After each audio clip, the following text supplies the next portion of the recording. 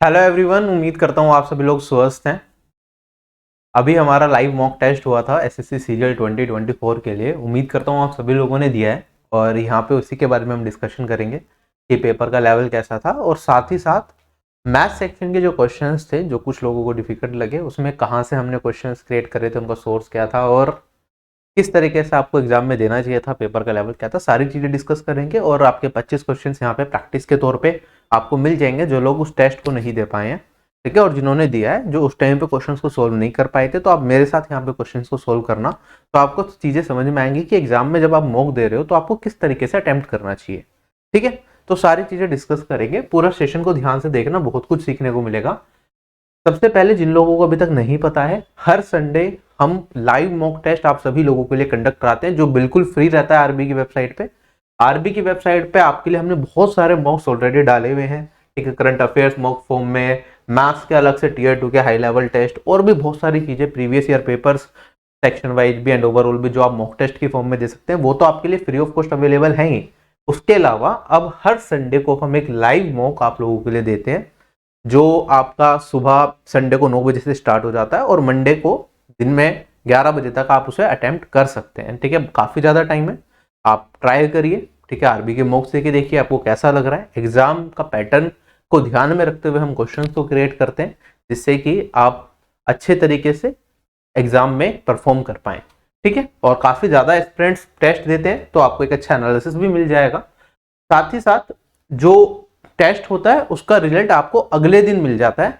मतलब एक तो अगले दिन आप चेक करोगे 12 बजे के बाद मंडे को, तो आप रिजल्ट सेक्शन में जाओगे तो आपको एक तो ओवरऑल रैंक पता चल जाएगी, जब तक जितने भी बच्चों ने दिया होगा उसमें आपकी रैंक क्या बनी। दूसरी चीज, आप 12 बजे के बाद फिर सॉल्यूशंस भी देख सकते हैं हर एक क्वेश्चन का, ठीक है। वो सारी फैसिलिटी अवेलेबल है। तो जिन लोगों ने टेस्ट दिया था अभी तक सॉल्यूशन नहीं देखा है तो वहां पे जाके रिटर्न सॉल्यूशन आप देख सकते हैं। बाकी मैथ्स के सारे क्वेश्चंस मैं आपको इसी क्लास के अंदर कराऊंगा। दूसरी चीज, जिन लोगों ने टेस्ट दिया था टोटल 12,600 समथिंग एस्पिरेंट्स थे, ठीक है। 12,277 लोगों का मैंने यहाँ पे मैं आपको टेस्ट का रिजल्ट दिखा रहा हूँ, जिसमें स्कोर करने वाले 170 से ऊपर 21 एस्पिरेंट्स थे। सिर्फ 180 से ऊपर किसी का भी स्कोर नहीं गया है। पर एक आइडियल मॉक अगर ठीक ठाक मॉक बनाया जाए तो उसमें 180 से ऊपर नहीं जाता। बहुत सारे लोग जब प्रीवियस ईयर पेपर अटेम्प्ट करते हैं तो वहां देखते हैं कुछ लोगों का 190 आ रहा है, कुछ का 195 भी आ रहा है। उसका जो मेन रीजन होता है वो ये होता है कि उन लोगों ने वो टेस्ट पहले से दे रखा होता है। प्रीवियस ईयर पेपर की पीडीएफ सब लोगों के पास होती है, सॉल्यूशंस आपने देख लिए, फिर टेस्ट जाके अटेम्प्ट कर देते हैं तो नंबर 190 प्लस 195 200 भी दिखते हैं। लेकिन जो एक्चुअल मार्क्स होते हैं उसमें 180 प्लस स्कोर कर पाना बहुत मुश्किल होता है, ठीक है। तो 170 प्लस 21 एस्पिरेंट्स के थे, 165 प्लस 58 और 160 प्लस 142। टोटल 12,000 में से अगर मैं बात करूं 130 प्लस जो थे वो 3386 एस्पिरेंट्स के स्कोर रहे थे। और जिसने 130 प्लस इस टेस्ट के अंदर स्कोर किया उसकी प्रिपरेशन अच्छी चल रही है। आप अपनी प्रिपरेशन में लगे रहिए, आपकी सिलेक्शन के बहुत अच्छे चांसेस हैं एसएससी सीजीएल 2024 के थ्रू। और जिन लोगों का 90 प्लस स्कोर आया, 100 प्लस स्कोर आया, उन वो लोग भी, अभी 4 महीने बचे हुए, इस टाइम के दौरान अच्छे से अगर सही तरीके से तैयारी करेंगे तो आपके सिलेक्शन के चांसेस बन सकते हैं। तो हिम्मत मत हारिए, मेहनत करते रहिए। आपके पास 6 दिन है, अच्छे से चीजों को जो आपने पढ़ रखा रिवाइज करिए और कोशिश करिए अगले टेस्ट में अपना स्कोर इंप्रूव करें। और बाकी एस्पिरेंट जो आप लोगों से जुड़े हुए हैं जो अभी तक टेस्ट नहीं दे रहे, उनको भी बताइए कि ऐसे फ्री टेस्ट सीरीज प्रोवाइड करी जा रही है जिससे कि वो लोग भी टेस्ट को अटेम्प्ट कर पाए और अपनी परफॉर्मेंस को एनालाइज कर पाए। जितने ज्यादा बच्चे टेस्ट देंगे उतना ज्यादा बेहतर आपको परफॉर्मेंस एनालिसिस दिखेगा कि बाकी लोगों के कंपेरिजन में आप कितना बेहतर परफॉर्म कर पा रहे हैं। बाकी टेस्ट के जो क्वेश्चंस होते हैं वो तो ऑब्वियसली आप लोगों के लिए इंपॉर्टेंट है ही है, ठीक है। आगे बढ़ता हूं मैं, ये कुछ फ्री प्लेलिस्ट है, आप देख सकते हैं। सीजीएल 2023 के टीयर 1 के चैप्टर वाइज सॉल्यूशंस मैंने हर टॉपिक के करा दिए हैं। अगर आपने नहीं देखे, आपको प्रैक्टिस करनी है टॉपिक वाइज, तो आप यहाँ से प्रैक्टिस कर सकते हैं। आपको क्रैश कोर्सेज से चीजें सीखनी है तो आप यहाँ से देख सकते हैं, जिसमें मैक्सिमम टाइप्स मैंने कवर करा रखे हैं। ये सारी चीजें आप लोगों के लिए फ्री हैं। और जो कल टेस्ट आप लोगों ने दिया है उसका जो टेस्ट का सोर्स था वो भी एसएससी सीजीएल 2023 के क्वेश्चंस में ही छुपा हुआ है। जितने भी क्वेश्चंस आपको टेस्ट में दिए गए थे वो 2023 में जो क्वेश्चंस पूछे गए थे उसी को थोड़ा सा मॉडिफाई करके बनाए गए थे, ठीक है। तो जिसने अगर वो सीरीज देखी होगी 2023 के क्वेश्चन सारे सोल्व किए होंगे पहले खुद से, उससे सारे ही क्वेश्चन ऐसा लग रहा होगा कि मैंने देखे हुए हैं और उसके लिए कर पाना थोड़ा सा आसान रहा होगा, ठीक है। तो हमेशा जरूरी होता है पीवाईक्यू को मोटिवेशन बना के टेस्ट क्रिएट किए जाए जिससे कि ज्यादा से ज्यादा लोग एग्जाम में एग्जाम की तरह से परफॉर्म कर पाए। अब देखो सब कुछ सवाल अगर मैं ओवरऑल एनालिसिस की बात करूं मैथ्स सेक्शन की, जो कुछ लोगों को डिफिकल्ट लगा, इस टेस्ट के अंदर मैथ्स के 15 क्वेश्चन ऐसे थे जो इजी थे,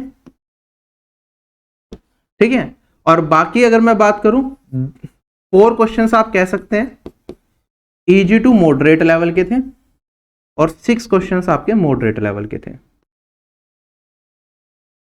बहुत ज्यादा डिफिकल्ट एक भी सवाल नहीं था, एक भी सवाल ऐसा नहीं था जिसकी कैलकुलेशन में आप बहुत लंबे टाइम के लिए फंस जाए और आपसे आंसर ही ना निकले। लेवल ये था पेपर का। अब कुछ बच्चे जो इसमें 30 मार्क्स भी स्कोर नहीं कर पाए 15 में से, उनके साथ दिक्कत क्या होगी, वो इजी क्वेश्चंस का आइडेंटिफाई नहीं कर पाए। हमने जानबूझ के जो टेस्ट था उसके स्टार्टिंग में थोड़े मॉडरेट टाइप के क्वेश्चंस डाल दिए थे, सो डेट हम ये चेक करना चाहते थे बच्चे स्किप करना जानते हैं नहीं जानते, क्वेश्चन को कौन सा पहले अटेम्प्ट करना है कौन सा बाद में अटेम्प्ट करना है, या इस लॉजिक के साथ वो पेपर को सोल्व कर सकते हैं या नहीं कर। जैसे कि पहला क्वेश्चन अलजेब्रा का देखते हैं एक बार। 27x³ minus 58x² y plus 31xy² minus 8y³, ठीक है, इसे सोल्व करके बताना है अगर हमारे पास x का मान -6 और y का मान -8 है। अब देखो सिंपल वैल्यूज होती, मान लो x1 होता y2 होता तो मैं इजीली पुट करके अपना आंसर निकाल सकता। दूसरी चीज आपके दिमाग में यह आता क्वेश्चन को देख के कि सर ये मेरे पास 27x³ एक परफेक्ट क्यूब है, 8y है परफेक्ट क्यूब है, ठीक है, तो कहीं ना कहीं हो सकता है किसी परफेक्ट क्यूब को एक्सपेंड करके मेरे पास ये वैल्यू बने, तो आपके दिमाग में आएगा सर ये 3x और -2y, शायद इसका क्या हो जाए होल क्यूब, ये वाली वैल्यू निकल के आए। लेकिन अगर आप इसका होल क्यूब देखेंगे तब भी आपको एग्जैक्टली ये वाली वैल्यू ना मिलेगी। तो ये क्वेश्चन हो सकता है थोड़ा सा कॉम्प्लिकेटेड हो जाए आपके लिए एग्जाम टाइम में सोल्व कर पाना। तो आपके ऊपर, जिन्होंने स्टार्ट कर दिया इसे सोल्व करना तो वो सोल्व करके ही आगे बढ़े, जिन्होंने स्टार्ट नहीं किया वो इसे लास्ट के लिए छोड़ सकते हैं, ठीक है। तो अभी मैं अगर जो मुझे इस क्वेश्चन को देखते हुए लग रहा है कि शायद इससे कुछ सिंप्लीफाई हो जाए, मैंने इतना लॉजिक लगा लिया, तो मैं इसे सोल्व करने की कोशिश करूंगा, ठीक है। तो अगर मैं सोल्व करूं इसे तो यहाँ पे आ जाएगा 3x का होल क्यूब, मेरे पास यहाँ पे 27x³, ठीक है, यहाँ पे मेरे पास -8y³ आ जाएगा, फिर मेरे पास यहाँ पे +3x का whole square that is 9x और इनटू में -2y आएगा, और फिर मेरे पास यहाँ पे +3 इनटू में 3x और फिर मेरे पास यहाँ पे -2y का होल स्क्वायर आएगा। यही फॉर्मूला होता है जनरली, a प्लस बी का फॉर्मूला हमारे पास होता है इसके क्यूब का, a³ plus b³ plus 3a² plus 3ab², यही फॉर्मूला मैंने यूज किया, मैंने बस ये मान लिया कि ये क्या है प्लस, ठीक है। मैं माइनस की फॉर्म में जनरली इस तरह के फॉर्मूले को नहीं देखता क्योंकि वो कई बार कंफ्यूजन क्रिएट करता, कई बार साइन आगे पीछे हो जाते हैं, उससे बेटर है कि हम सिंप्लीफाइड वे में ऐसे लिख लें। तो 27x³ और 8y³ तो एज इट इज मुझे यहां से दिख रहा है, फिर यहाँ पे मेरे पास जो वैल्यू बनी वो होगा 27 और 2 54 माइनस 54x²y, ये x² है सॉरी,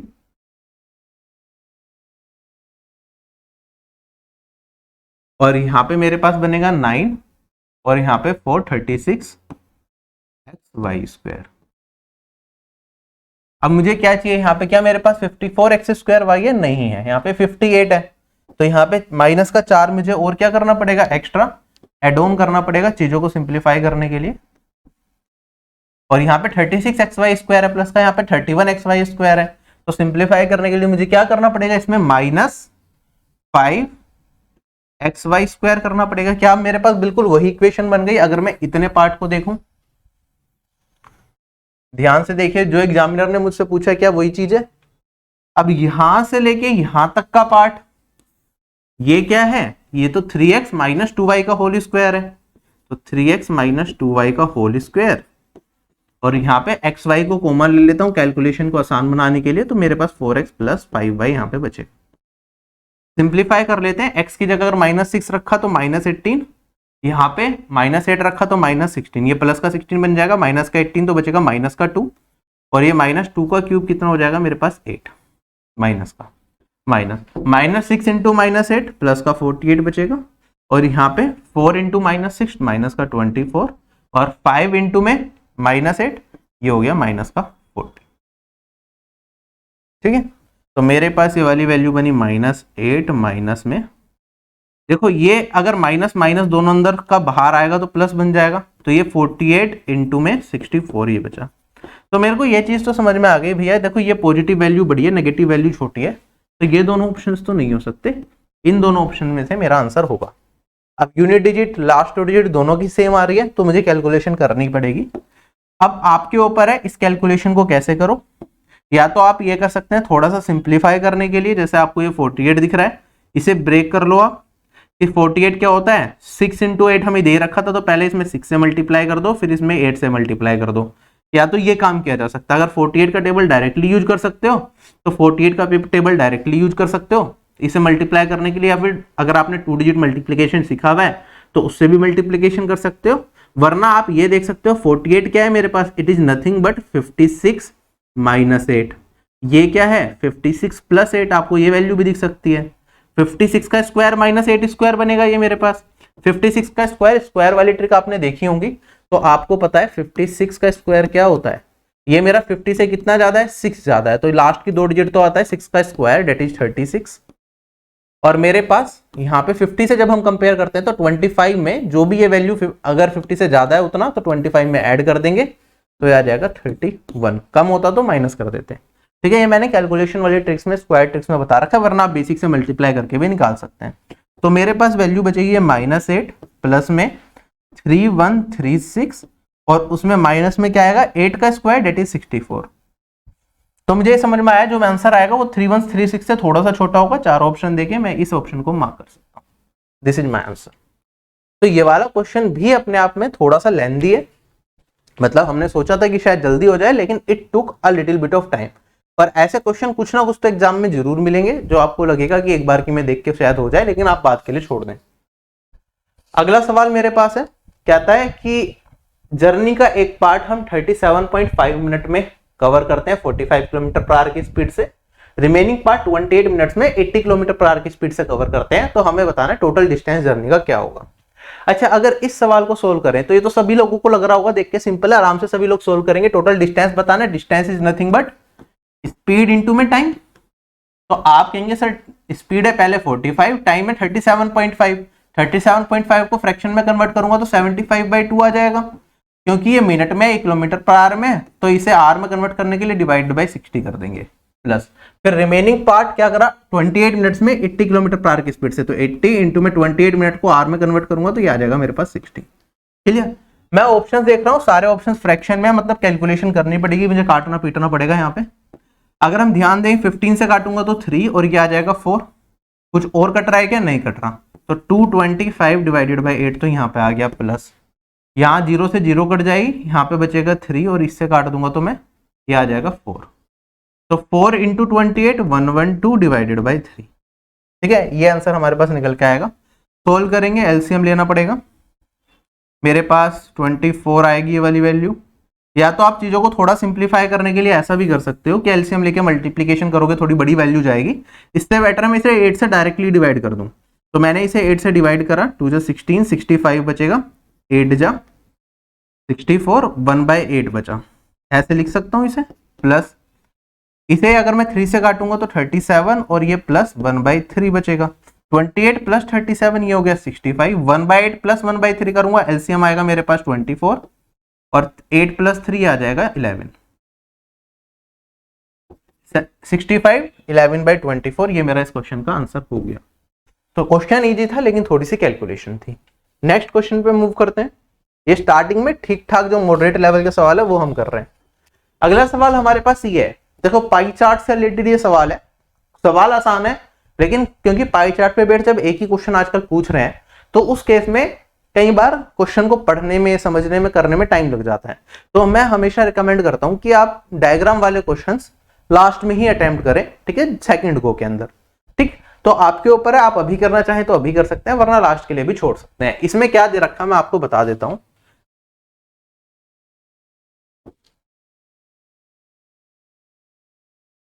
एक स्कूल है जो डिफरेंट सोर्सेज से फंड कलेक्ट करता है, जो कि 10 लाख के बराबर है। ठीक है, कैसे कैसे फंड्स को कलेक्ट करता है वो इस पाई चार्ट में बता रखा है। जो ये फंड है ये किस तरीके से यूज करता है स्कूल, ये इस पाई चार्ट में बता रखा है कि कैसे कैसे खर्च करता है इस फंड को। ठीक है, क्वेश्चन में क्या रखा है कि जो स्कॉलरशिप में जो खर्चा है वो अगर डोनेशन फंड से करना है तो आप ये बता दो कि कितना % डोनेशन फंड यूज होगा इस पर्पस के लिए। ठीक है, तो अगर मैं बात करूं टोटल पैसा मेरे पास 10 लाख है, वही मेरा यहाँ पे भी जा रहा है, फंड कलेक्ट होने में भी यही पैसा कलेक्ट हो रहा है, खर्च भी ये सारा का सारा पैसा ही हो रहा है, तो परसेंटेज इधर की और इधर की ऑलमोस्ट इक्वल है। जैसे कि अगर मैं बात करूं डोनेशन फंड मेरा कितना होगा, आप कहेंगे सर 35% दे रखा है तो 35% ऑफ 10 लाख है ना, और मेरे पास जो स्कॉलरशिप में पैसा जाएगा वो है 26%, तो ये हो जाएगा 26% ऑफ 10 लाख। ठीक है, हमें बताना है ये वाली वैल्यू इसका कितना % है। अगर मैं स्कॉलरशिप वाला पैसा डोनेशन फंड से कर रहा हूं तो डोनेशन फंड का कितना % जाएगा। ठीक है, तो डिवाइडेड बाय दिस इंटू में 100 यही कर देंगे, ये मेरा आंसर आ जाएगा। आप देखेंगे ये लिखने की जरूरत नहीं थी, बस ये समझाने के पर्सपेक्टिव से मैंने बताया आपको कि 10 लाख का है, लेकिन हमें पता था टोटल क्वांटिटी सेम है तो ये करने की जरूरत नहीं थी, डायरेक्टली मैं इस तरीके से भी अपना आंसर निकाल सकता था। क्वेश्चन खत्म हो चुका है। आप देखेंगे परसेंट से परसेंटेज कट जाएगा मेरे पास, यहाँ पे 7 आ जाएगा, ये 20 आ जाएगा। ठीक है, 26 इंटू 20 डिवाइडेड बाई 7। अच्छा देखो 7 से तो ये कट नहीं रहा, आपको पता है जब मैं किसी भी नंबर को 7 से डिवाइड करता हूँ, ठीक है, तो मेरे पास क्या क्या रिमाइंडर बच सकता है। आप कहेंगे सर 1 बचेगा, 2 या तो 0 बचेगा, 1 2 3 4 5 6 ये रिमाइंडर आ सकते हैं। आपको क्या वैल्यूज भी पता है 7 से रिमाइंडर आने में क्या क्या पॉइंट के बाद वैल्यूज बचती है, अगर पॉइंट में बताना। अगर ये आपको पता है तो 4 ऑप्शन देखते हैं आप, ऑप्शन नंबर सी पे क्या कर दोगे, आंसर मार्क कर दोगे, खत्म हो गया। कभी भी 7 से मैं किसी नंबर को डिवाइड करता हूँ, क्या 0.25 आपने कभी देखा है पीछे आते हुए, या 0.15 आपने देखा है कभी आते हुए, नहीं, या तो 0.14 आता है या फिर मेरे पास यहाँ पे 29 आता है। ठीक है, तो ये वाला मेरा आंसर करेक्ट हो जाएगा, वरना आप सोल्व करेंगे तब भी आपको आंसर मिल जाएगा 520 डिवाइडेड बाय 7 करके। ऐसे ही जैसे 7 से डिवाइड करते हैं, जैसे 1/7 होता है मेरे पास तो 14.28 होता है। ठीक है, 2/7 करते हैं हम तो 28.56 होता है। ठीक है, इस तरीके से हमारे पास वैल्यूज चलती है। 0 पॉइंट, इसे 0 पॉइंट लगा लो, 1428। अगर इसे 2 डेसिमल प्लेस में लिखूंगा तो भी मैं इसे 0.14 लिखूंगा। इसे अगर ये 0.2856 होगा, अगर मैं इसे डेसिमल प्लेस पे लिखूंगा तो इसे 0.29 लिखूंगा।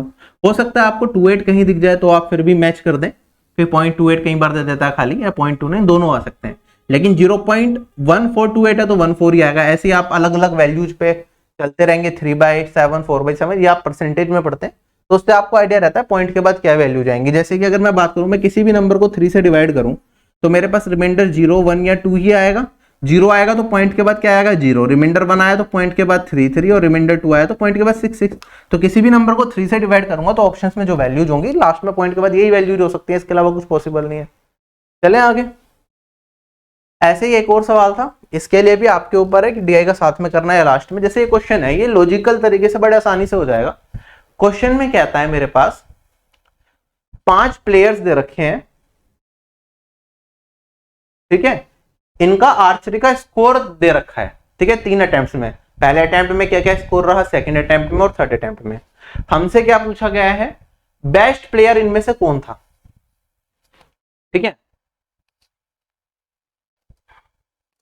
जिसका हाईएस्ट एवरेज स्कोर होगा वो बेस्ट प्लेयर कहलाएगा, ये भी दे रखा है। तो अब मुझे इनमें से सबका इंडिविजुअली एवरेज निकाल के बताना पड़ेगा बेस्ट प्लेयर कौन सा होगा, है ना। इस क्वेश्चन में जरूरी नहीं है आप एक एक करके क्वेश्चन देखते एवरेज निकालना स्टार्ट कर दो, आपको लॉजिकली सोचना है कि कैसे करना चाहिए।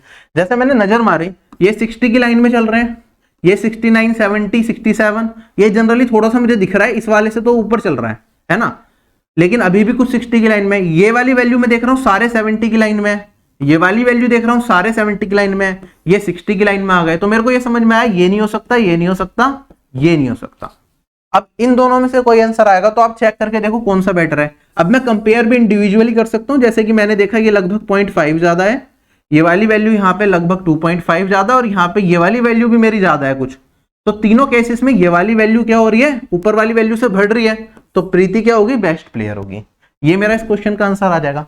ऐसा भी हो सकता था इन दोनों में स्कोर प्रीति का जाता तो उसमें कम होता, तो इनके डिफरेंस से ही हम चेक कर लेते कि नेट डिफरेंस क्या आ रहा है, ठीक है, उससे मेरा आंसर आ जाता। तो ये चीज आप देख सकते हैं। चलूं क्या आगे, तो अपना माइंड हमेशा खुला रखिए क्वेश्चंस को करते टाइम, ठीक है, हर बार कैलकुलेशन की नीड नहीं होती, ओपन माइंड जरूरी होता है। एक सवाल ये है मेरे पास, कहता है 20 स्टूडेंट्स एक कॉलेज के हॉस्टल गए, 19 ने एवरेज में 195 रुपीज स्पेंड करे खाने पे, और जो 20th स्टूडेंट था उसने 30 रुपीज ज्यादा स्पेंड करे उन 20 के एवरेज से। तो हमें बता दो टोटल मनी उन्होंने कितनी स्पेंड करी।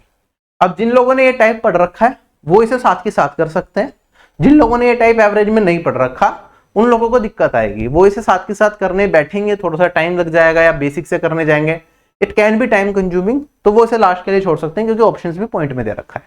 ठीक है, तो अगर मैं इसे डायरेक्टली करता हूं जो मैंने आप लोगों को सिखा भी रखा है, देखो टोटल 20 लोग हैं, 19 लोगों ने एवरेज में 195 स्पेंड करा है, 20वें पर्सन ने क्या करा 23 ज्यादा स्पेंड करा from the average of all 20। तो अगर आप बेसिक से सोल्व करेंगे इस क्वेश्चन को तो टोटल पैसा कितना खर्च होगा, आप कहेंगे सर अगर न्यू एवरेज मेरा क्या है, न्यू एवरेज मेरा मैंने मान लिया x है, तो आप कहेंगे सर टोटल पैसा जो खर्च होगा वो होगा 20x। कोई दिक्कत यहां पे नहीं। अब मैं टोटल पैसा यहां से निकालता हूं, 19 लोगों ने एवरेज में 195 खर्च किया, और जो मेरा 20वां पर्सन है उसने एवरेज से कितना ज्यादा खर्च किया, 23 रुपीज ज्यादा खर्च किया। क्वेश्चन खत्म हो गया। आप यहां से सोल्व करेंगे, ये x को इधर जाके मैं घटा दूंगा तो मेरे पास क्या बचेगा, ये बचेगा 19x। 19x आ गया, 19 से इस पूरे को डिवाइड कर दोगे तो आपके पास आएगा 195 प्लस 23/19।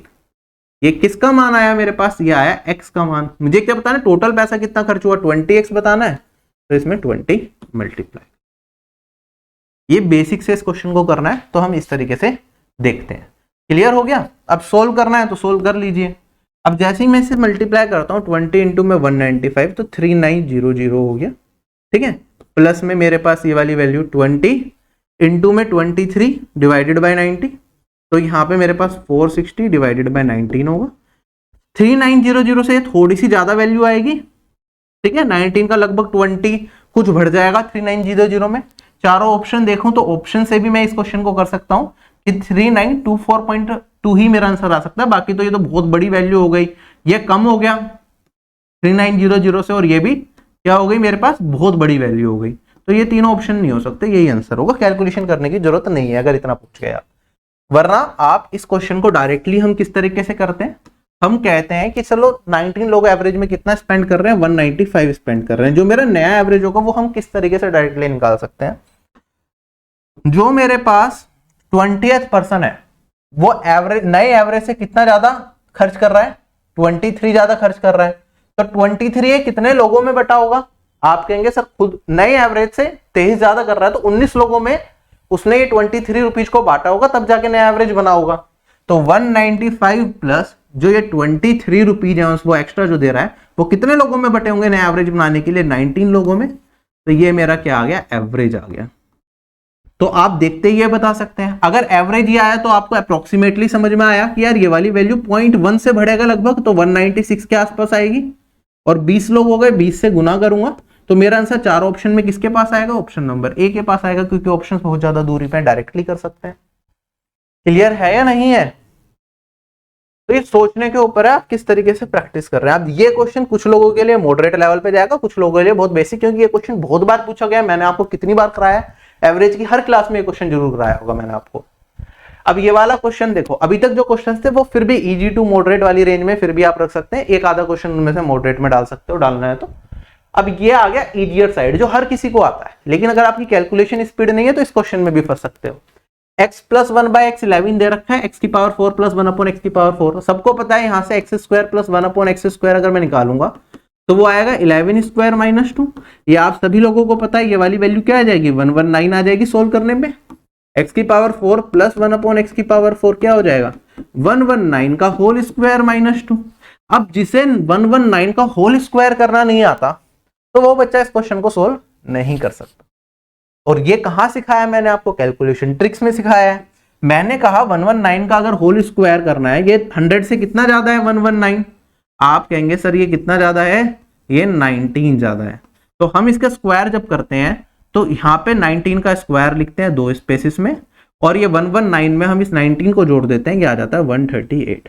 तो ये 138 है, 19 का स्क्वायर 361, तो 61 यहाँ पे और 3 यहाँ कैरी फॉरवर्ड होएगा, तो ये वाली वैल्यू मेरे पास 61 लास्ट में एज इट इज, ठीक है, इन दो स्पेस में लिखना होता है 19 का स्क्वायर और ये 14161।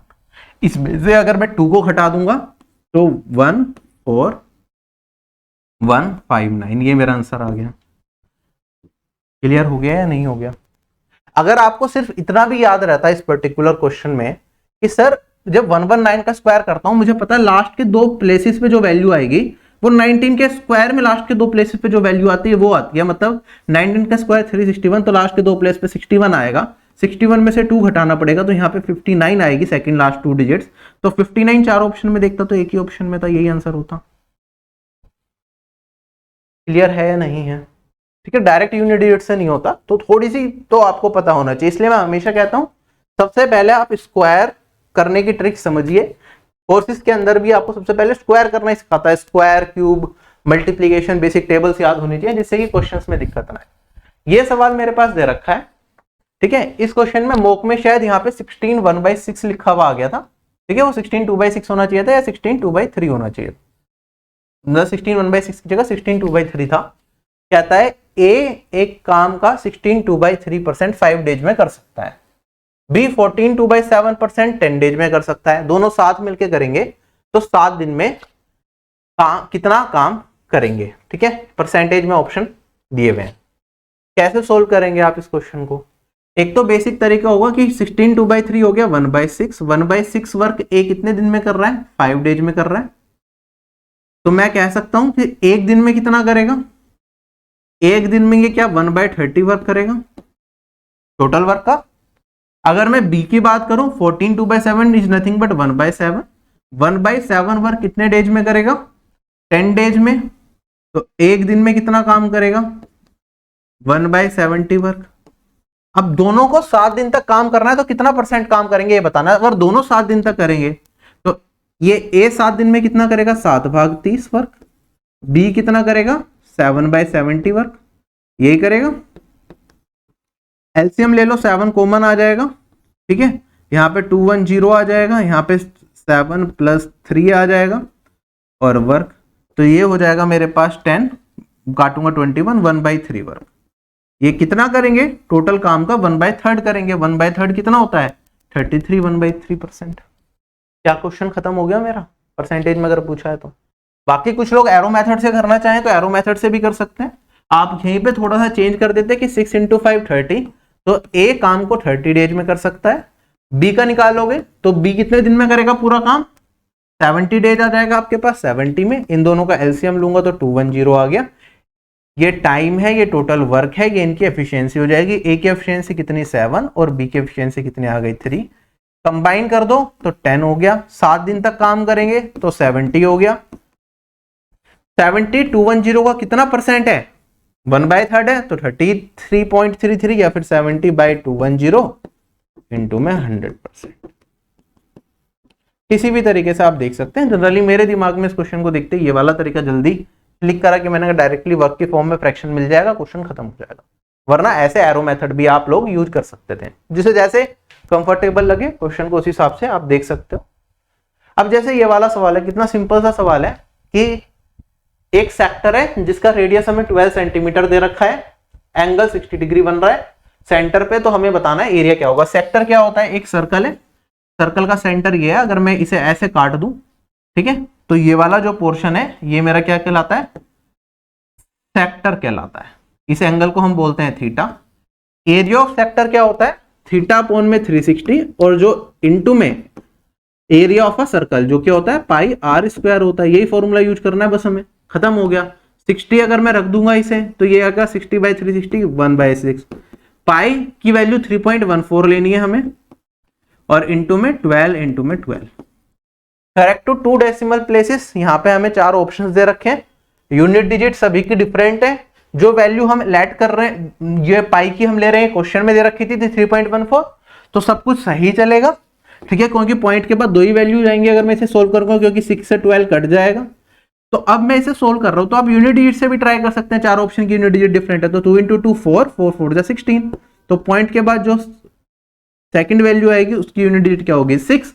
ऑप्शन नंबर डी क्या हो गया? करेक्ट क्वेश्चन हो गया, खत्म। ठीक है, नेक्स्ट क्वेश्चन हमारे पास,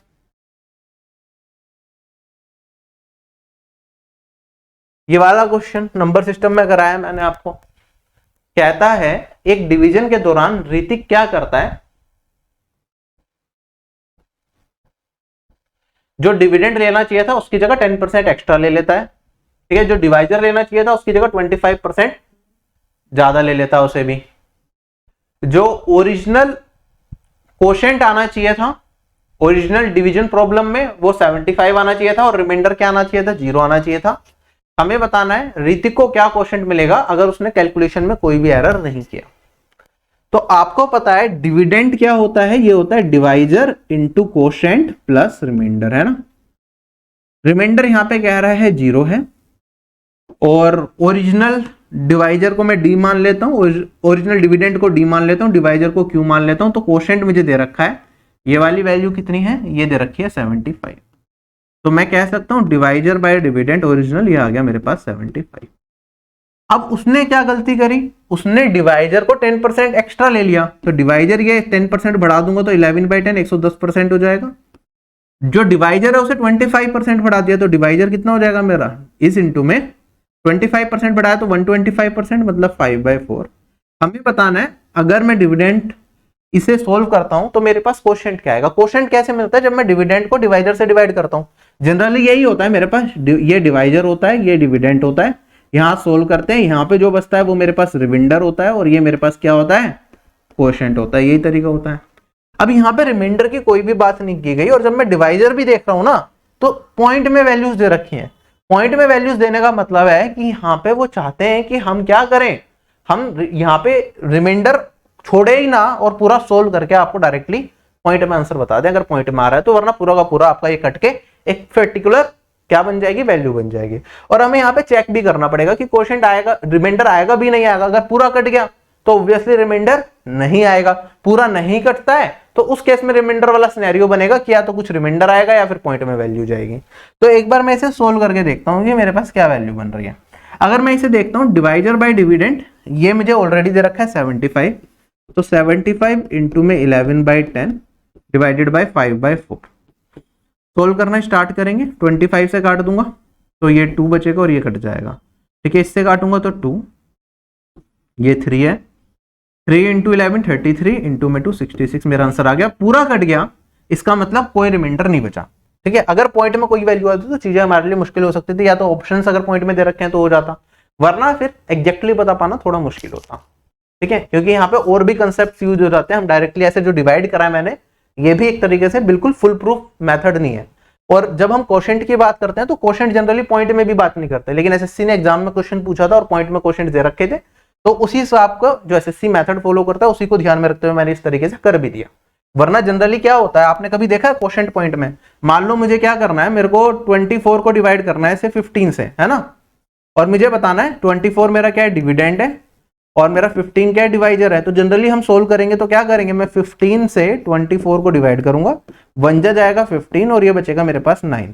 तो मैं कहूंगा ये मेरा रिमाइंडर है और ये मेरा क्या है, कोशेंट है। क्या कभी पॉइंट में लिखते हैं हम, जैसे यहाँ पे लिखा हुआ है, नहीं, ठीक है। लेकिन एग्जामिनर ने पॉइंट में वैल्यूज दे रखी थी, जो एसएससी सीजीएल 2023 का पेपर हुआ था, तो उसी चीज को ध्यान में रखते हुए क्वेश्चन भी बनाया गया, ठीक है। वरना अगर पूरा कट जाता है तो कोई दिक्कत नहीं है। जैसे कि अगर मैं आपको यहाँ पे इस एग्जाम्पल से दिखाऊं, अगर मैं इसे काट दूं तो हम ऐसे जो कट कर रहे हैं ये लॉजिकली ठीक नहीं होता, ठीक है। अगर रिमाइंडर बच जाए ना तो लॉजिकली ये चीज सही नहीं होती। मान लो मैं 24 को यहाँ पे 15 से डिवाइड करता हूँ, मैंने 3 से काट दिया तो ये आ गया 8/5, ठीक है। और यहाँ पे अगर 8/5 को करूंगा मैं तो मेरे पास क्या बचेगा, आप कहेंगे सर इस क्वेश्चन के हिसाब से तो यहाँ पे आप कह सकते थे 1.6, लेकिन लॉजिकली अगर मैं 8 को 5 से डिवाइड करूं तो मेरे पास क्वोशेंट क्या आएगा, 1 आएगा और रिमाइंडर क्या बचेगा, 3 बचेगा। और ये भी प्रोसेस गलत है क्योंकि एक्चुअली में मेरा रिमाइंडर 9 बचना चाहिए और यहाँ पे मैंने 3 दिखा दिया, ठीक है। तो बहुत सारी ऐसी चीजें होती हैं, अगर हम किसी चीज से कट करते हैं तो उसे सिंप्लीफाई भी करना होता है। ये सारी चीजें नंबर सिस्टम में पढ़ते हैं, फिलहाल आप इस पे मत जाइए, आप सिर्फ देखिए हमारा अगर पूरा कट गया तो ठीक है। मान लो मेरे पास 60/15 होता तो आप इसे फिर कट करके करें या पूरा ऐसे डिवाइड करके करें, दोनों केसेस में आपको क्या मिलेगा, क्वोशेंट 4 ही मिलेगा। चलूं आगे अब मैं, ये वाला क्वेश्चन सिंप्लीफिकेशन का सभी लोग आसानी से कर सकते थे। 36 डिवाइडेड बाय, फिर ब्रैकेट दे रखा है, फिर इनटू और ये हम वी बोर्ड मास का कंसेप्ट यूज करते हैं अपने क्वेश्चंस को सोल्व करने के लिए, ठीक है। तो सबसे पहले हम क्या करेंगे, इसमें अगर देखा जाए तो मैं यहाँ पे 10-3 ब्रैकेट को सोल्व कर लेता हूँ, 7 इंटू में 5, ये आ जाएगा मेरे पास 35, ठीक है, क्योंकि ये ब्रैकेट है तो मल्टीप्लीकेशन से पहले यूज हो जाएगा, ठीक है। उसके बाद यहाँ पे मेरे पास 36 है, डिवाइडेड बाय दिस है, तो पहले ब्रैकेट वाला सोल्व कर लेता हूँ। 12 इंटू 4 48 माइनस 8 40, 36 और डिवाइडेड में क्या है 40, और फिर इंटू में ये मल्टीप्लीकेशन का साइन है। सोल्व कर लो, आपका आंसर आ चुका है 9/10, 4 से काट दिया और 5 से काटूंगा तो 2 और ये 7, 9 into 7 63/2, this is my answer. कितना सेकंड का क्वेश्चन था, बहुत आसान था, और ऐसे बहुत सारे इजी क्वेश्चंस आपके टेस्ट में पूछे गए थे। ये वाला सवाल देखो कितना आसान है, कहता है कि एक सर्कल है, उसके सेक्टर का एरिया 49 पाई सेंटीमीटर स्क्वायर दे रखा है और उसका रेडियस दे रखा है 14। तो हमें बताना है length of the corresponding arc of the sector. देखो सेक्टर अगर मैं कोई ड्रॉ करता हूं सर्कल का, है ना, ये इसकी लेंथ ऑफ आर्क कही जाती है, ये रेडियस कहे जाता है और ये कहा जाता है थीटा, ठीक है। जो भी मेरे पास एंगल हो, इसे आप थीटा कहना चाहो तो थीटा कह सकते हो, और मेरे पास इसका फिर कुछ एरिया होता है जिसे मैं ए से डिनोट करता हूँ। फॉर्मूला क्या होता है, मेरे पास फॉर्मूला होता है लेंथ ऑफ आर्क इंटू में रेडियस डिवाइडेड बाई 2, ये एरिया के बराबर होता है, ठीक है। तो अगर मैं ये फॉर्मूला यूज कर लेता हूँ डायरेक्टली, तो लेंथ ऑफ आर्क मुझे निकालनी है, रेडियस है 14 डिवाइडेड बाई 2, एरिया दे रखा है 49 पाई। सोल्व करेंगे तो 7 से काटूंगा तो 7 पाई बचेगा, और ये मेरे पास लेंथ ऑफ आर्क है। जिन लोगों को फॉर्मूला नहीं पता तो ये पता होना चाहिए, इस पर बहुत सारे क्वेश्चंस पूछे गए थे।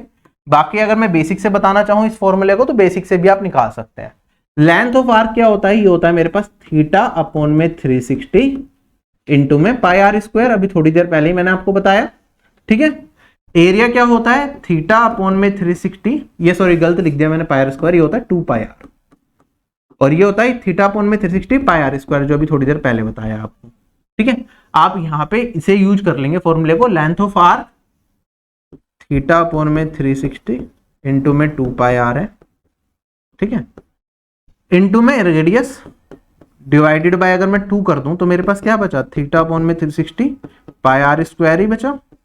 ये क्या होता है, एरिया ऑफ सेक्टर होता है, ठीक है। तो ये फॉर्मूला आपको पता होना चाहिए, इसे याद कर लीजिए अभी तक याद नहीं है तो। अगला सवाल मेरे पास हाइट एंड डिस्टेंस का सिंपल क्वेश्चन।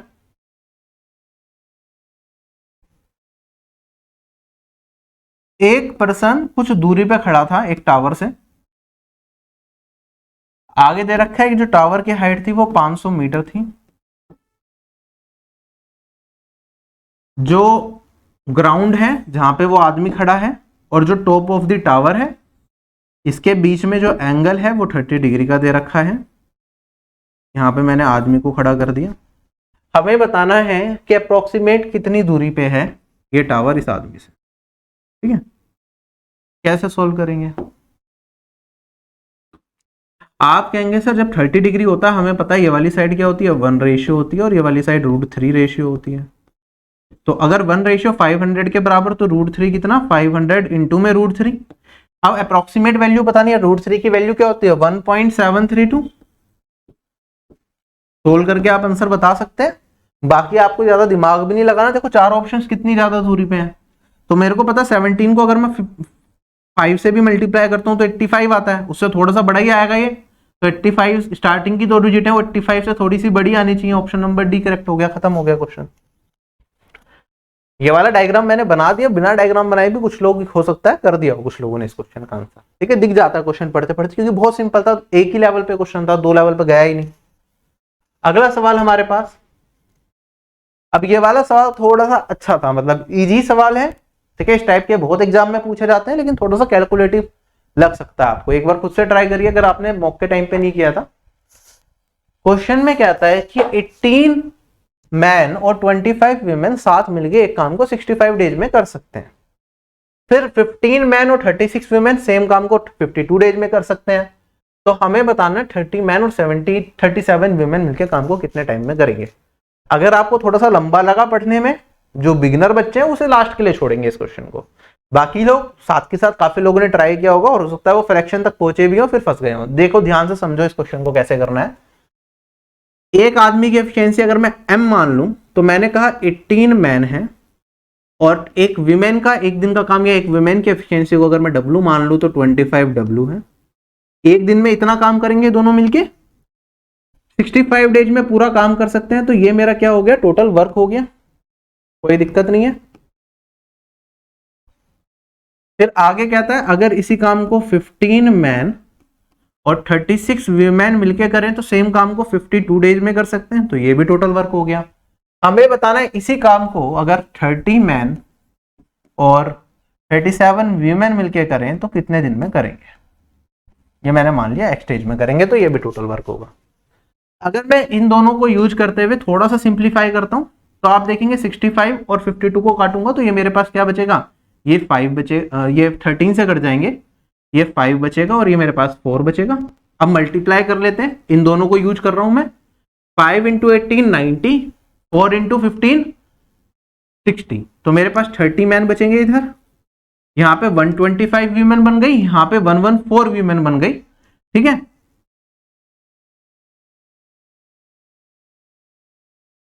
सॉरी 144 वीमेन बन गई, 144 में से 125 को घटाऊंगा तो 19 वीमेन आ गया। आपको ये चीज समझ में आए कि 13 मैन की जो एफिशिएंसी है 30 मैन की, वो 19 वीमेन के बराबर है, कोई दिक्कत नहीं है ना।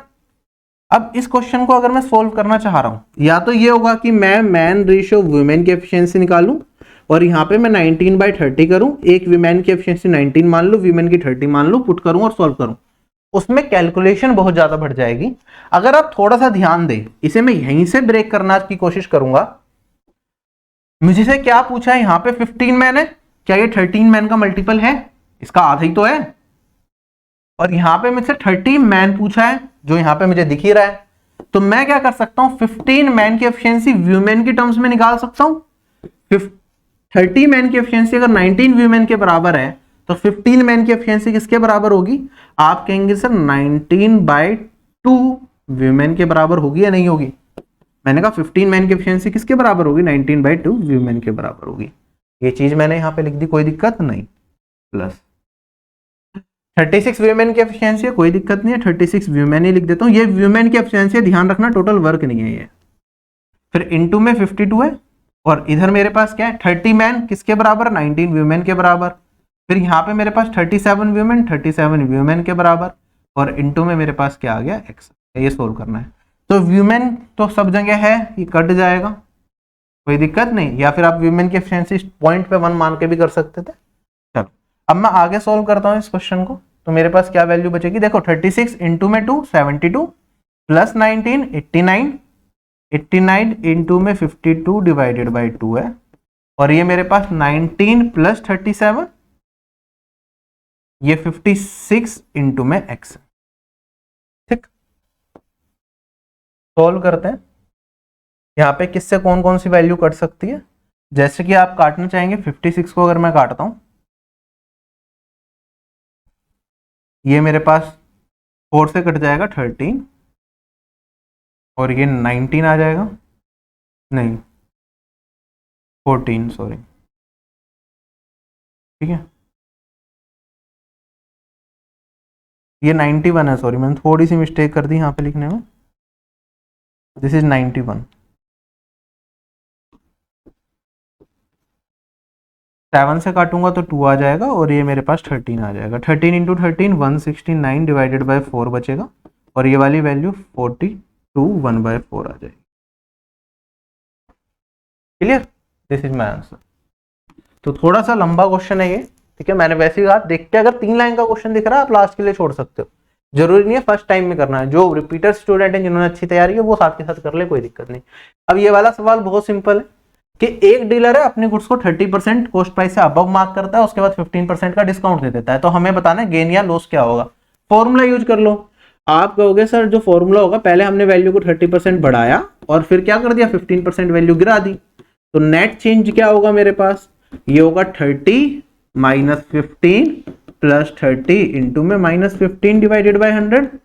यही तो फॉर्मूला हम पढ़ते हैं डिस्काउंट के केस में, या फिर मतलब कोई वैल्यू पहले मैंने बढ़ाई तो चेंज क्या है, इसे अगर मैं A% का चेंज मानूं, इसे B% का चेंज मानूं, तो फॉर्मूला होता है a+b divided by 100। Net change निकालने के लिए परसेंटेज में पढ़ते हैं, बट यहाँ पे क्या है, एक वैल्यू को बढ़ा रहा है गिरा रहा है, तो b क्या है, नेगेटिव में है, तो यहाँ पे भी b नेगेटिव में है, तो नेगेटिव रखूंगा और अपना आंसर निकाल लूंगा।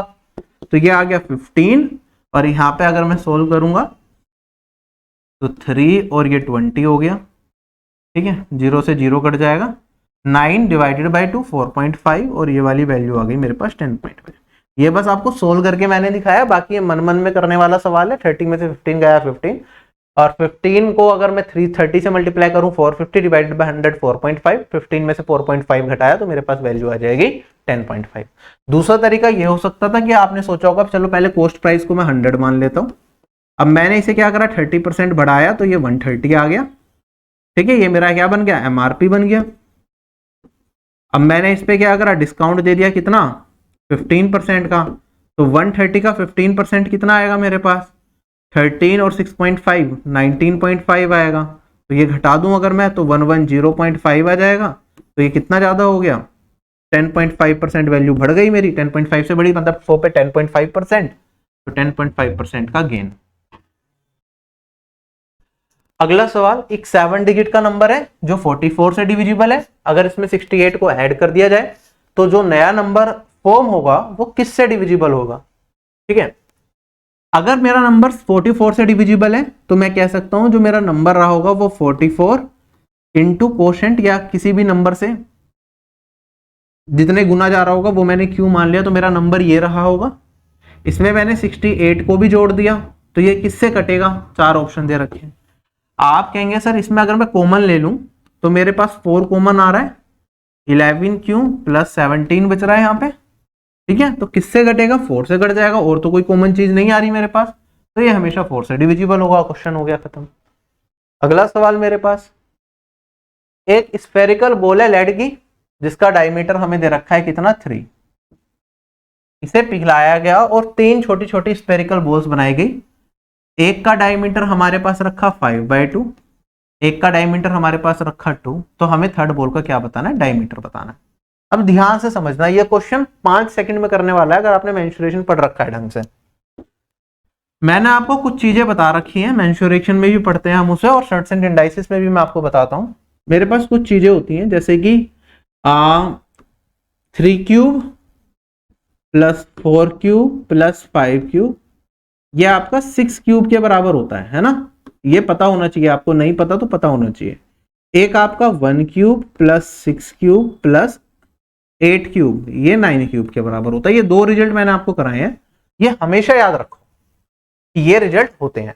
अब इसमें मैं कोई चेंज कर दूं तो भी ये सेटिस्फाई करेगा या नहीं करेगा। मान लो मैं यहाँ पे 2 से मल्टीप्लाई कर दूं इस पूरे में, तो आप कहेंगे सर 6 का क्यूब 8 का क्यूब और 10 का क्यूब, मतलब मैंने बेसिकली 2 क्यूब से मल्टीप्लाई करा है, कंफ्यूज मत होइएगा। क्या ये मेरे पास यहाँ पे 12 क्यूब के बराबर होगा, बिल्कुल होगा। ऐसे में अगर इसमें 2 से डिवाइड कर दूं तो क्या मैं कह सकता हूँ 3/2 का क्यूब प्लस 2 का क्यूब प्लस मेरे पास 5/2 का क्यूब, ये किसके बराबर होगा, 3 क्यूब के बराबर होगा या नहीं होगा। तो क्लियर है, तो ये चीज भी होल्ड करेगी क्योंकि सभी में मैं 2 क्यूब से मल्टीप्लाई कर दिया, यहाँ पे सभी से 2 क्यूब से डिवाइड कर दिया एक तरीके से, या सिंगल वैल्यूज में 2 क्यूब ही लिख देता हूँ वरना कंफ्यूज हो जाओगे कुछ लोग, ठीक है। तो ये वैल्यूज आ जाएंगी मेरे पास। ऐसे इधर भी आप कर सकते हैं, तो ये रिजल्ट पता होने चाहिए। वॉल्यूम ऑफ अ स्फीयर होता है 4/3 पाई r क्यूब, यही होता है। अगर मेरे पास एक स्फीयर को पिघला के 3 स्फीयर बनाए जा रहे हैं तो इन तीनों की वॉल्यूम का सम इसकी वॉल्यूम के बराबर होगा या नहीं होगा। तो मैं कह सकता हूं 4/3 पाई कैपिटल R का क्यूब, ये 4/3 पाई R1 का क्यूब प्लस 4/3 पाई R2 का क्यूब प्लस 4/3 पाई R3 के क्यूब के बराबर होगा। आप देखेंगे 4/3 सब जगह कॉमन है, कट जाएगा, तो मैं कह सकता हूं R क्यूब किसके बराबर हो गया, R1 cube plus R2 cube plus R3 cube, है ना। ये रिजल्ट भी आपको पता है। अब इन सब में मैं क्या कर दूं, 2 क्यूब से मल्टीप्लाई कर दूं, तो मैं ये भी कह सकता हूं कि 2R का क्यूब 2R1 का क्यूब 2R2 का क्यूब, ये 2R3 के क्यूब के बराबर भी होगा या नहीं होगा। अगर होगा तो ये क्या है, डायमीटर्स बन गया ये, तो डायमीटर पहला क्या था मेरे पास 3 दे रखा था, तो मेरे को कहा 3 का क्यूब, ये किसके बराबर है, एक तो है 5/2 का क्यूब, एक है मेरे पास 2 का क्यूब। अगर आप तीसरा पेयर देखें यहां से तो ये तीसरी वैल्यू क्या थी मेरे पास 3/2 का क्यूब, इसके बराबर होगा या नहीं होगा, तो ये 3/2 क्या आ गया मेरा, ये डायमीटर आ गया, थर्ड वाला जो हमसे पूछा गया क्वेश्चन के अंदर। क्लियर, ये देखते ही करने वाला सवाल था, आपको ये चीजें पता होनी चाहिए सारी की सारी, ठीक है। और इसका एक बेटर मेथड क्या होता है कि हम रेशियो देख लेते हैं, डेट्स इट। मतलब हमें क्या चेक करना है, सिर्फ रेशियो चेक करना है। अब रेशियो कैसे चेक करते हैं मैं एक बार आपको बताता हूं।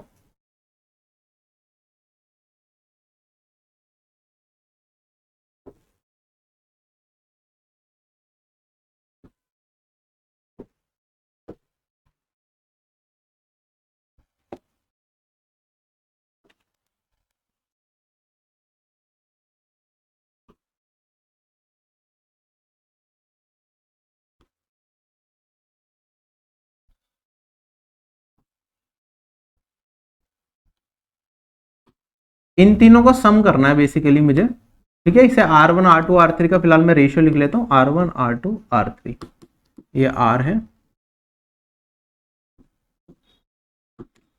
तो मैंने जो पहली चीज देखी, मैंने कहा 6 का क्यूब बराबर होता है किसके बराबर, 4 5 4 और 3। तो हमारे पास क्या होना चाहिए, ये रेशियो मेंटेन होना चाहिए अगर इन तीनों के क्यूब का सम इसके बराबर होगा।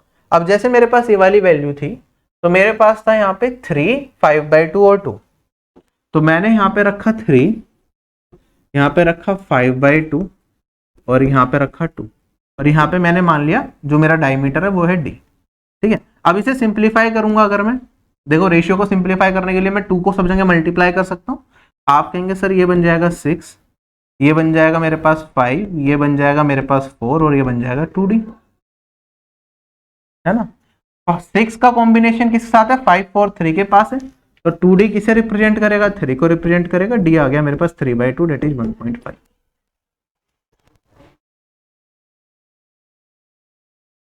क्वेश्चन में क्या दे रखा है, स्टेटमेंट बेस्ड सवाल है। Similar shapes are figures with the same size and shape, पहली स्टेटमेंट। दूसरी statement, ratio of circumference of two circles is equal to the ratio of there radii. तीसरा, perpendicular drawn from the centre of the circle to the code bisect the code. And चौथा, diameter is the longest code of the circle. जैसे ही आप statements पढ़ेंगे कौन सी इंकरेक्ट है ये बताना। Similar shapes have are figures with same size and same shape. अगर same size और सेम शेप हो तो मतलब फिगर्स मेरी क्या होनी चाहिए, एक दूसरे की एग्जैक्ट कॉपी, साइज भी सेम हो, सारे डायमेंशंस भी बराबर हो और देखने में भी एक सी लगे, शेप भी एक सी हो।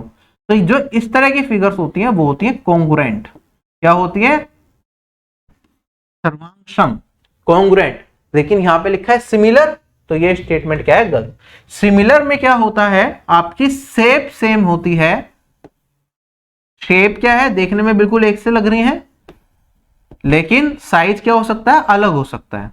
तो ये मेरे पास क्या होता है, ये होती है सिमिलैरिटी। तो पहली स्टेटमेंट से आंसर आ गया। आगे की स्टेटमेंट पढ़ लेते हैं। The ratio of the circumference of two circles is equal to the ratio of their radius. बिल्कुल, क्योंकि सर्कमफ्रेंस क्या होता है, 2πr होता है। तो पहले सर्कल का सर्कमफ्रेंस 2πr1 मान लिया, दूसरे सर्कल का 2πr2 मान लिया। इनका रेशियो निकालूंगा तो r1 रेशियो r2, रेडियस का ही रेशियो रह गया, सही है। अगर मैं एक सर्कल में सेंटर से परपेंडिकुलर डालता हूं एक कोड पे तो वो बाइसेक्ट करता है, तो ये भी बिल्कुल ठीक है।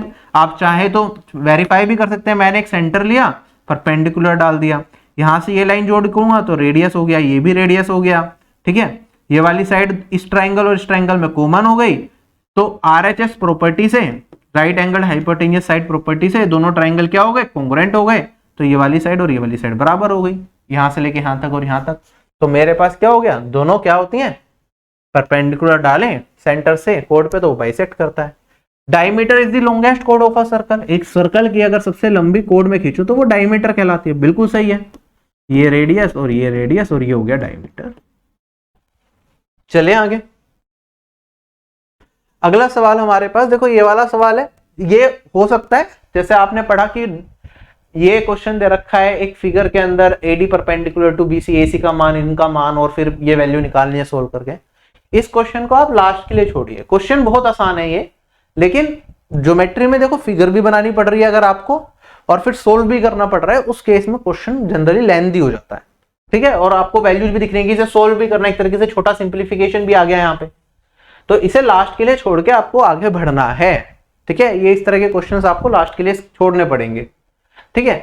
उसके बाद यहाँ पे सिंपल इंटरेस्ट का एक सवाल है, फिर आगे सवाल है, चलो मैं अभी आपको साथ के साथ करवा के देता हूँ। जैसे ये सिंप्लीफिकेशन का बहुत सिंपल सा सवाल है, ठीक है।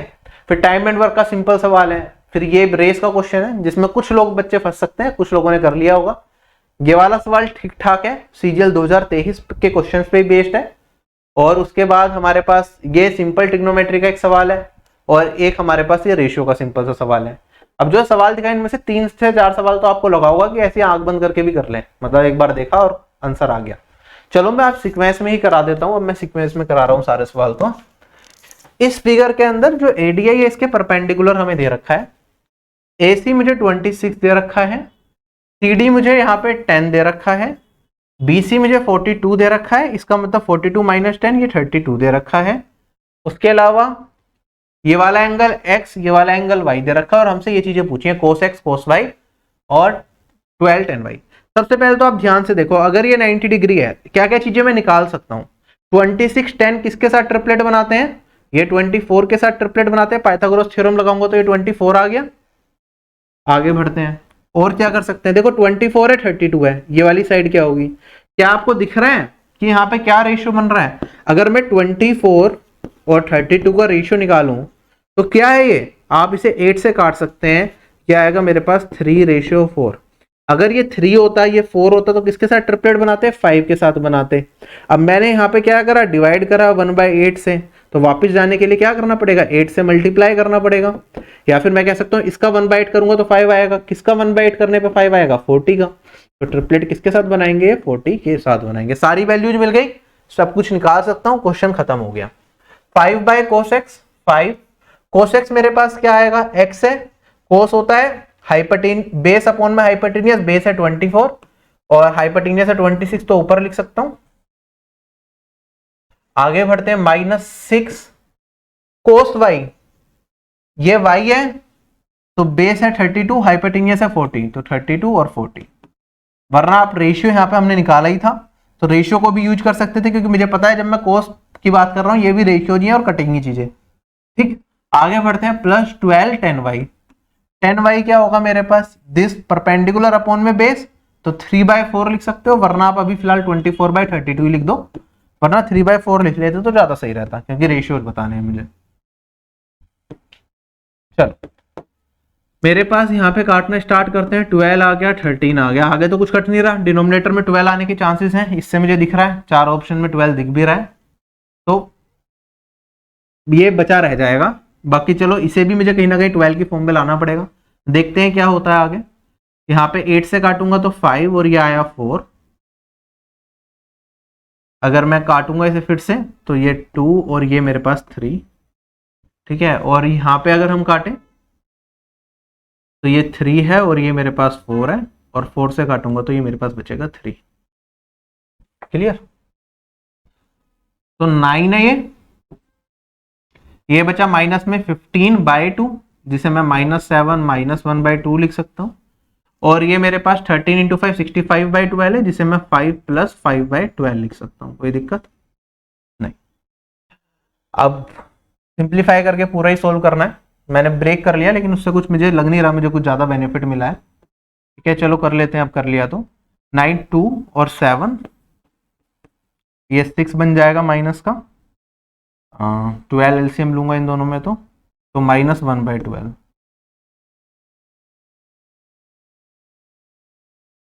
तो 83/12 आ गया। थोड़ी सी कैलकुलेशन मैंने एक्स्ट्रा कर दी मुझे लग रहा है यहाँ पे। चले आगे, बाकी यहाँ पे आपको रेशियो लेने थे, तो अगर आपने इन दोनों का रेशियो देख लिया था तो आप कह सकते थे सर ये 4 है, ये 3 है और ये 5 है रेशियो में, क्योंकि हमें 10y चाहिए, ठीक है, हमें cos y चाहिए, हमें एक्चुअल वैल्यू से मतलब नहीं है, तो थोड़ी कम कैलकुलेशन आपको दिखती है। नेक्स्ट क्वेश्चन हमारे पास,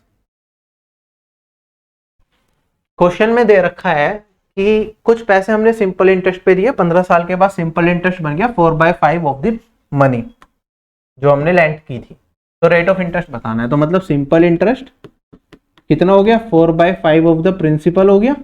प्रिंसिपल अगर यहां से उठा के यहां पे रख दूं तो ये आ गया मेरे पास। ठीक है, हमें 4 का ब्याज मिला है कितने सालों में, 15 सालों में। तो एक साल में कितना ब्याज मिलेगा, आप कहेंगे सर 4/15, ये एक साल का इंटरेस्ट है। प्रिंसिपल कितना है मेरा 5 है, इंटू में 100% कर दूंगा तो मुझे क्या मिल जाएगा, रेट मिल जाएगा। रेट क्या होता है मेरे पास, ये होता है simple interest of 1 year divided by principal into में 100। ठीक है, रेट का आपको परसेंटेज की फॉर्म में अगर चाहिए तो इस तरीके से आपको मिल जाता है। क्लियर हो गया, तो मैंने यही यूज करा, ये एक साल का सिंपल इंटरेस्ट, और सोल्व करके आंसर निकाल लो। अदरवाइज कुछ लोग ये भी कह सकते थे कि सर अगर प्रिंसिपल 5 है, सिंपल इंटरेस्ट 4 है, 4/5 कितना होता है, जनरली हम कहते हैं 80%, जब हम प्रिंसिपल को 100% मानते हैं। 80% का ब्याज मिला 15 साल में, तो एक साल में कितना मिलेगा, 80% डिवाइडेड बाई 15, और यहां से भी मेरा आंसर निकल जाता है 16/3%। ठीक है, वरना यहाँ पे सोल्व कर लो तब भी आपको 16/3%, किसी भी तरीके से जिसमें आप कंफर्टेबल हो उस तरीके से कर सकते। नेक्स्ट क्वेश्चन हमारे पास देखो क्या है, 4.45 का स्क्वायर माइनस 2.35 का square divided by 4.45 plus 2.35। A square minus b square क्या होता है, a square minus b square होता है a plus b, a minus b, और ये मुझे क्या दे रखा है, ए प्लस बी। तो मेरे पास बचेगा क्या ऊपर, ए माइनस बी, मतलब 4.45 माइनस में 2.35, तो ये बचा 2.1। क्वेश्चन हो गया खत्म। अगला सवाल हमारे पास, ए काम को 27 डेज में कंप्लीट कर सकता है और बी उसी काम को 18 डेज में कंप्लीट कर सकता है। बी ने 6 दिन काम करा, तो हमें बताना है ए रिमेनिंग वर्क कितने टाइम में फिनिश करेगा। अब सिंपल सवाल है, ठीक है, दो ही वेरिएबल्स हैं तो डायरेक्टली कर सकते हैं। देखो ए का टाइम दे रखा है, बी का टाइम दे रखा है, ठीक है। बी 6 दिन में काम को फिनिश कर सकता है, मतलब बी ने 6 दिन काम करा। बी एक दिन में कितना काम करता है, 18 दिन में पूरा काम खत्म करेगा, तो एक दिन में 1/18 करेगा। 6 दिन में कितना कर लेगा, 6/18 काम। बी ने इतना काम करा होगा, मतलब 1/3 वर्क किसने कर दिया, बी ने कर दिया। तो ए कितना करेगा, टोटल में से 1/3 को घटा दूंगा तो ए करेगा 2/3 वर्क। पूरा काम करने में ए को कितना टाइम लगता है, 27 डेज लगते हैं। तो 2/3 काम करने में ए को कितना टाइम लगेगा, 2/3 इंटू में 27, ये वाली वैल्यू आ गई मेरे पास 18 डेज। यही आंसर हो गया, क्वेश्चन खत्म हो गया। आप वर्क की फॉर्म में करना चाहें तो कर सकते हैं। जैसे मैंने क्या किया, मैंने कहा बी एक दिन में कितना करेगा, 1/18, 6 दिन में कितना करेगा, 6/18, दैट इज 1/3 वर्क। अब ए के लिए कितना काम बचा, 2/3 वर्क। ए ने इतना करा, पूरा काम 27 डेज में करेगा, तो 2/3 काम कितने टाइम में करेगा, 2/3 इंटू में 27, जितने में पूरा काम कर रहा था उससे मल्टीप्लाई कर दिया। दूसरा तरीका मेरे पास बेसिक है, मैं कहूंगा यार ए कितने दिन में काम को कंप्लीट करता है, 27 में, और बी किस में करता है, 18 में करता है। इन दोनों का एलसीएम ले लूंगा तो 54 मेरा क्या आ जाएगा, टोटल वर्क। ये टाइम है, इनका एक दिन का काम निकालूंगा, एफिशिएंसी निकालूंगा, तो ये ए की आ गई 2, मतलब 54 डिवाइडेड बाई 27, बी की कितनी आ गई, 3। अब बी ने कितने दिन काम करा, 6 दिन काम करा, तो बी ने 3 इंटू 6 काम कर लिया। एक दिन में कितना काम करता है, 2 काम करता है। मैं मान लेता हूँ एक्स्ट्रा डेज तक काम करेगा, तो टोटल काम कंप्लीट होगा कितना, 54। तो सोल्व कर लो, 18 54 में घटाया तो 36, और x सोल्व करूंगा 36/2 दैट इज 80। ऐसे भी कर सकते हैं आप, ठीक है, आपके ऊपर है। जनरली ये मेथड हैंडी लगा मुझे इस क्वेश्चन के लिए। नेक्स्ट क्वेश्चन मेरे पास रेस से रिलेटेड है। क्या क्वेश्चन में दे रखा है, दो लोग हैं, रेसर ए और रेसर बी, 18 किलोमीटर की एक रेस दौड़ते हैं एक सर्कुलर ट्रैक पे, जिसकी लेंथ हमें 800 मीटर दे रखी है। ए एक राउंड को 200 सेकंड में कंप्लीट कर सकता है और बी उसी राउंड को 250 सेकंड में कंप्लीट कर सकता है। हमें बताना है कितने टाइम के बाद स्टार्टिंग से जो फास्टर पर्सन है स्लोअर पर्सन से आखिरी बार मिलेगा, कहां पे, स्टार्टिंग पॉइंट पे। कैसे सॉल्व करेंगे, देखो सर्कुलर ट्रैक है कितने का, 800 मीटर का, रेस कितनी है, 18 किलोमीटर की। ए को कितना टाइम लगता है, 200 सेकंड, और बी को कितना टाइम लगता है, 250 सेकंड, 250 सेकंड। तो मुझे ये समझ में आया कि ए फास्ट है ना, तो ये जल्दी कवर करेगा। हमें यही बताना है कि वो स्टार्टिंग पॉइंट पे दोबारा कब मिलेंगे, मतलब लास्ट टाइम रेस कितने टाइम के बाद स्टार्टिंग से ए और बी आखिरी बार स्टार्टिंग पॉइंट पे मिलेंगे।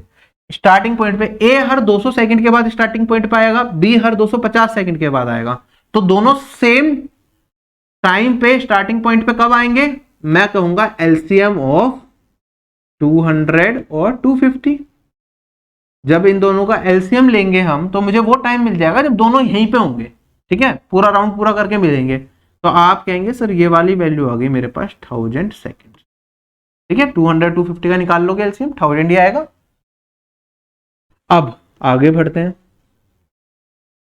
अच्छा, अगर मैं एक ही बात करता हूं क्योंकि ये फास्ट रनर है, ये कितने सेकंड्स में पूरे जो 18 किलोमीटर की रेस है ये कवर करेगा? तो आप कहेंगे सर एक राउंड जो है 800 मीटर का है, 200 सेकंड में कवर कर रहा है, तो ए की स्पीड हो गई 800 डिवाइडेड बाय 200, ये हो गया 4 मीटर पर सेकंड। ये क्या है? इसकी स्पीड हो गई, ठीक है। इसे कितना डिस्टेंस कवर करना है? 18 किलोमीटर डिस्टेंस कवर करना है, तो 18,000 डिवाइडेड बाय 4 करूंगा, मीटर में कन्वर्ट कर लिया मैंने, तो मेरे पास ये वाली वैल्यू आ गई 4500 सेकेंड। मतलब एक कब तक दौड़ा होगा? 4500 सेकेंड तक दौड़ा होगा, ठीक है। आखिरी बार कितने सेकंड के बाद वो मिले होंगे? हर 1000 सेकंड पे बाद मिल रहे हैं, और ये 4500 सेकंड में रेस को कंप्लीट कर रहा है, उसके बाद तो ये मिलेगी नहीं, ए रेस से बाहर हो जाएगा। तो अगर मैं 4500 से छोटी वैल्यू जो 1000 से डिविजिबल है वो क्या होगी? आप कहेंगे सर ये वाली वैल्यू होगी 4000। 4500 सेकंड तक ए दौड़ रहा है, हर 1000 सेकंड पे अगर बी से मिल रहा है, तो लास्ट टाइम कब मिलेगा? जब ए 4000 सेकंड दौड़ चुका होगा, तो वो स्टार्टिंग पॉइंट पे होगा और बी से मिल लेगा। क्या ये चीज क्लियर हो गई? क्वेश्चन हो गया खत्म। इसे अगर लिख के दिखाना चाहूं तो मैं आपको ऐसे दिखा सकता हूं कि 1000 है, ये 4500 है, मैं 4 टाइम्स करूंगा, 4000 सेकंड्स के बाद ये 500 का मीटर 500 सेकंड्स का डिस्टेंस बचेगा ए के लिए, जो से चलना पड़ेगा रेस को खत्म करने के लिए। लेकिन लास्ट टाइम कब मिलेगा? जब वो 4000 सेकंड्स हो चुके होंगे बी से। नेक्स्ट क्वेश्चन हमारे पास कहता है सेलिंग प्राइस अगर एक आर्टिकल का हम डबल कर दें तो जो प्रॉफिट है वो 5 गुना हो जाता है। तो हमें ओरिजिनल प्रॉफिट बताना है क्या होगा।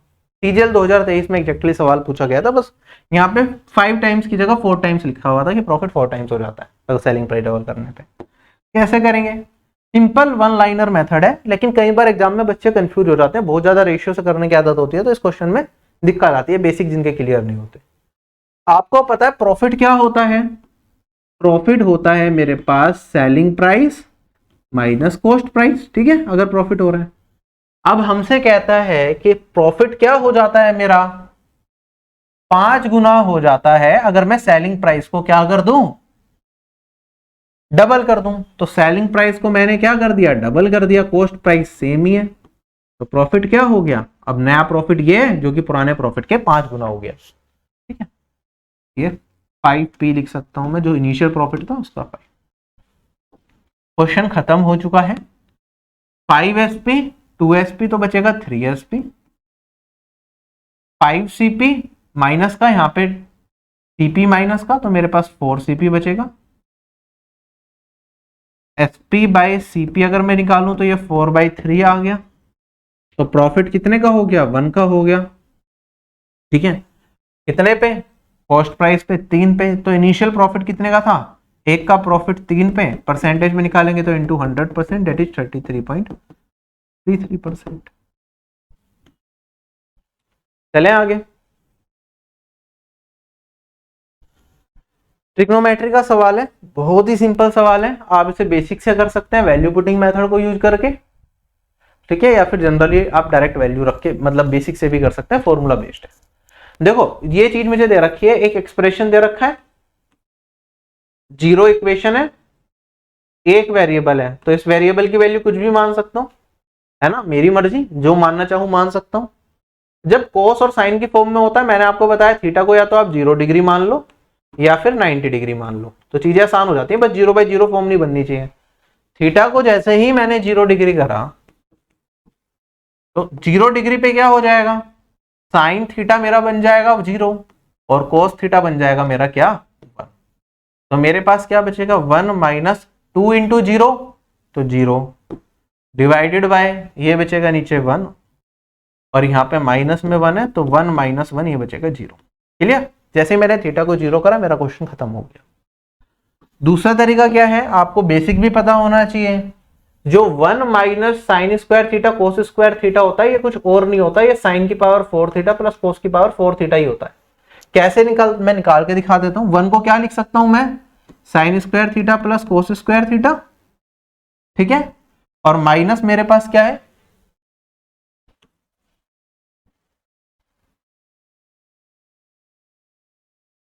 2 sine square theta cos square theta, ठीक है। तो मैंने क्या करा, 1 की जगह बस इसे रिप्लेस कर दिया, ये इसकी वैल्यू है। अच्छा, अगर मैं ये 1 है, 1 को 1 का स्क्वायर भी लिख सकता हूं, तो sine square theta plus cos square theta का होल स्क्वायर भी लिख सकता हूं, क्योंकि ये वाली वैल्यू 1 है। अगर मैं इसे सिंप्लीफाई करता हूं तो मेरे पास ये आएगा साइन की पावर 4 थीटा प्लस कोस की power 4 theta plus 2 sine square theta cos square theta, और यहाँ पे माइनस में 2 sine square theta cos square theta, जो कट के मेरे पास बचेगा साइन की पावर 4 थीटा प्लस कोस की पावर 4 थीटा। तो मेरे पास ये वाला पार्ट और ये वाला पार्ट कट जाएगा, तो बचेगा 1, 1 माइनस 1 क्या आ जाएगा, 0। समझ आ गया आप सभी लोगों को। अगला सवाल मेरे पास आखिरी सवाल है, सिंपल सा, सभी लोग कर सकते हैं। x minus 7y divided by x plus 7y, ये 9/14 दे रखा है। कैसे करेंगे, या तो आप डायरेक्टली मल्टीप्लाई कर दो, cross multiply, 14x minus 9x करूंगा तो मेरे पास वैल्यू बचेगी 5x, और यहाँ पे अगर मैं सोल्व करूंगा 7y दोनों जगह है, 7 को कॉमन ले लेंगे, यहाँ पे मेरे पास 9y है, यहाँ पे मेरे पास 14y है, तो अगेन 5 ही बचेगा मेरे पास, और 7 को कॉमन ले लिया था तो 7 बचेगा, और यहाँ पे आ जाएगा y। तो x बाय वाई कितना आ जाएगा मेरे पास, 7:1। कुछ गलती कर दी मैंने, वेट अ मिनट, तो यहाँ पे माइनस का साइन है तो प्लस होगा, सॉरी। तो 7 को मैंने कॉमन लिया, 14 और 9 प्लस 14 डेट इज 23। x हमसे पूछा है x बाय वाई,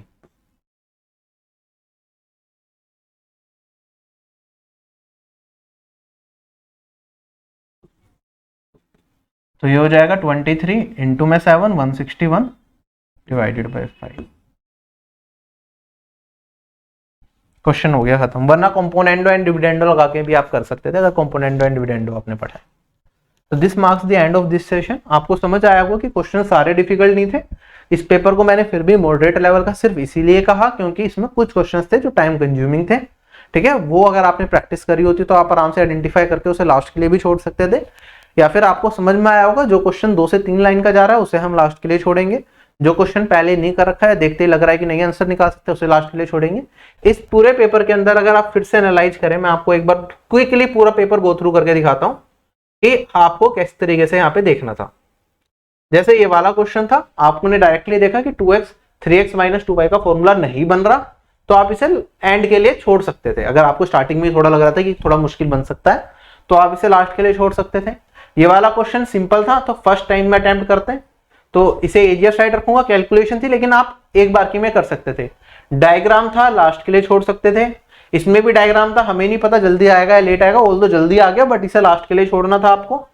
अगले सवाल पे चलते हैं। जो ये वाला सवाल था, ये बिगिनर लेवल का जो बच्चा है वो लास्ट के लिए छोड़ सकता था, और जिनने कर रखे थे इस टाइप के क्वेश्चंस वो साथ के साथ कर सकता था, ठीक है। ये वाला सवाल साथ के साथ करना था।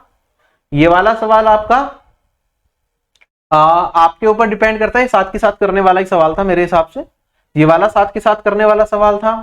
ये वाला क्वेश्चन साथ के साथ करने वाला था, लेकिन जिन्होंने इस टाइप का पहले पढ़ रखा था, जिन्होंने इस टाइप का नहीं कर रखा था, क्योंकि इसमें 4 लाइन्स आ रही थी, आप इसे लास्ट के लिए छोड़ सकते थे। क्वेश्चन बहुत आसान है, लेकिन लास्ट के लिए छोड़ देते तो बेटर रहता।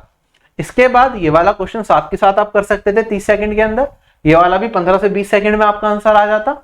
ये वाला भी 15 से 20 सेकंड का क्वेश्चन था। ये वाला क्वेश्चन थोड़ा सा लंबा था, और कई बार क्योंकि इसमें कैलकुलेशन में हो सकता है कुछ बच्चे फंस गए हो, तो ये कुछ जिनकी तैयारी अच्छी है वो साथ के साथ करते। बिगिनर बच्चे इस तरह के क्वेश्चन को थोड़ा सा लास्ट के लिए भी छोड़ सकते हैं, ठीक है। मतलब इस तरह के क्वेश्चन में कह पाना मुश्किल होता है कि लास्ट में करें या पहले करें, क्योंकि जनरली सिंपल वैल्यूज होते हैं तो आराम से आंसर आ जाता है, और जैसे इस क्वेश्चन में थोड़ी वैल्यूज कॉम्प्लेक्स थी तो it was a time consuming question. ये वाला क्वेश्चन साथ के साथ करना था, 10 से 15 सेकंड का क्वेश्चन था। ये वाला 10 सेकंड का क्वेश्चन था।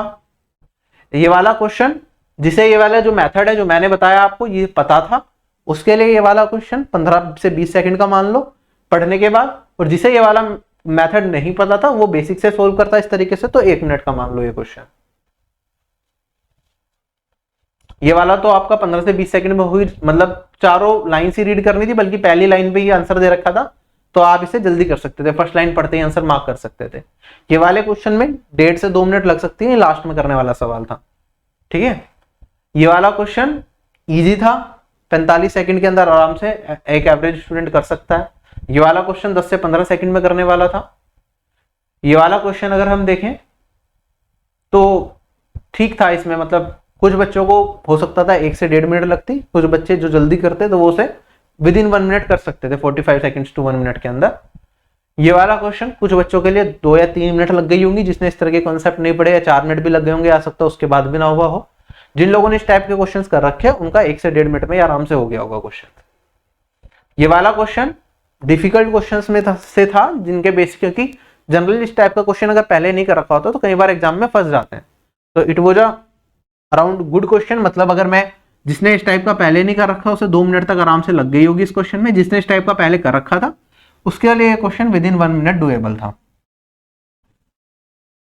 ठीक है।